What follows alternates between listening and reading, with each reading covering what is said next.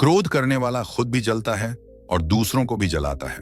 धर्म बुद्ध अपने शिष्यों को दे रहे थे उपदेश।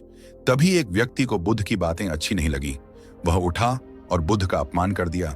बुरी बातों को बार बार याद करने से हमारी परेशानियां बढ़ती हैं, मन अशांत होता है। इसीलिए दुख देने वाली बातों को भूलकर आगे बढ़ना चाहिए। इस संबंध में गौतम बुद्ध का एक प्रसंग प्रचलित है। गौतम बुद्ध अलग अलग क्षेत्रों में भ्रमण करते और अपने शिष्यों को उपदेश देते थे। एक गांव में वे उपदेश दे रहे थे।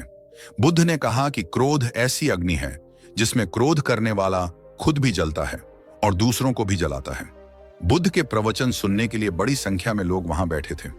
उन लोगों में बहुत गुस्से वाला एक व्यक्ति भी बैठा हुआ था।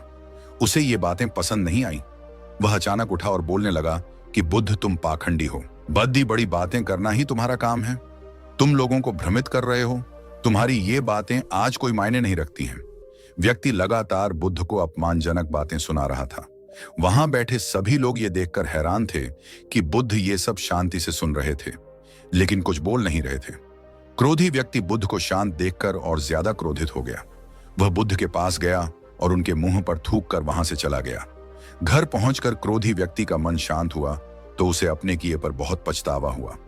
वह बुद्ध से क्षमा मांगने पहुंचा, लेकिन उस गांव से बुद्ध पड़ोस के गांव के लिए निकल चुके थे। वह व्यक्ति बुद्ध को खोजते हुए दूसरे गांव में पहुंच गया।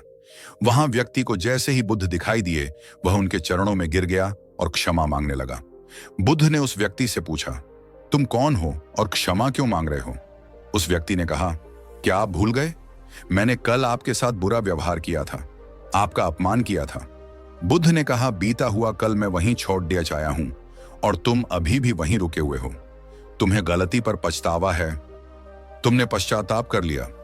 अब तुम निष्पाप हो गए हो। बुरी बातें याद करते रहने से हमारा आज बर्बाद हो जाता है। इस आदत की वजह से भविष्य भी बिगड़ सकता है। इसीलिए बीते हुए कल की बातों को भूलकर आगे बढ़ना चाहिए।